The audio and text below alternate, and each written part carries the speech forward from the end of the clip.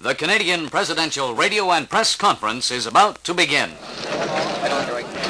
Yes, well, I believe we can begin the questions. You, sir. What do you think about politics in Canada? Let me answer it this way. For my part, I think it would be an excellent idea. The sooner they start, the better. Yes. Mr. President, everyone knows of your interest in football. Do you plan to play a game of touch with the Toronto Argos? Well, as a matter of fact, no. From what I've heard, the Argos didn't touch anyone all season. Mr. President. Yes. Sir, how did your little sweetheart enjoy our animal farm on Center Island? Jackie loved it. Yes. With your New England background, have you seen Boston play hockey lately? No, I haven't, and neither has anyone else.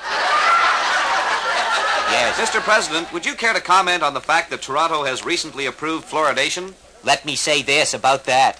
I think that Toronto's decision to become part of Florida is an excellent idea.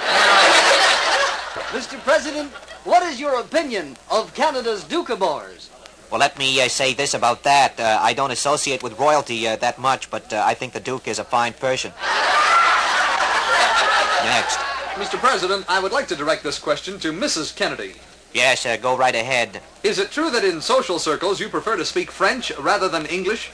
Oui, c'est vrai. Je voudrais obtenir l'autographe de Jacques. What did she say? I believe she said she'd like Eddie Shack's autograph. Sir? Yes. Have you and your family seen Ottawa? I wasn't aware that it was missing. Oh, you mean Ottawa? Yes, Caroline bought some souvenirs. 4 Mounties. Your government made it quite clear they didn't want to part with them. But we compromised. We got the Mounties. You get Fabian and the state of Mississippi. Mr. President, did you get a chance to say hello to the first family of our land? Well, let me say this about that. Or let me say that about this. Unfortunately, no. Because at that time, both the Richards were in Montreal.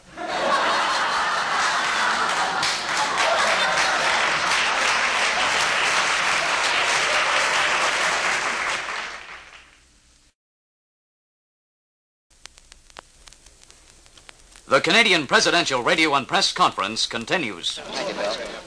Mr. President, do you think we should have a truly Canadian flag? Well, let me ask you this. What other kind of flag were you thinking of having? Yes. Sir, have you seen the Winnipeg Blue Bombers in action? Yes, they're very attractive. However, to my mind, useless without nuclear warheads. Yes. Mr. President, may I ask why you are so set against Canada sending wheat to Red China? Well, let me say this about that. Because if you send the Chinese food once, an hour later you feel like sending them some more. Next. Sir, what are your feelings regarding the separatist movement in Canada? Well, if you don't mind, I prefer not to answer questions concerning divorce. Next. Mr. President, have you visited Western Canada? Yes, I once spent New Year's Eve in Victoria, BC. It was the only place I could get a good night's sleep. Next. Sir, when you heard the American dollar was worth more than the Canadian dollar, what did you say? Well, I said, goody. Next. Mr. President, may I ask Caroline a question? Yes, certainly. Go ahead. Caroline, can you tell us what they call the husband of the Queen? Let me say this about that. All right, Caroline, don't make fun of Dadams. Answer the man's question. What do they call the husband of the Queen? Mr. Queen?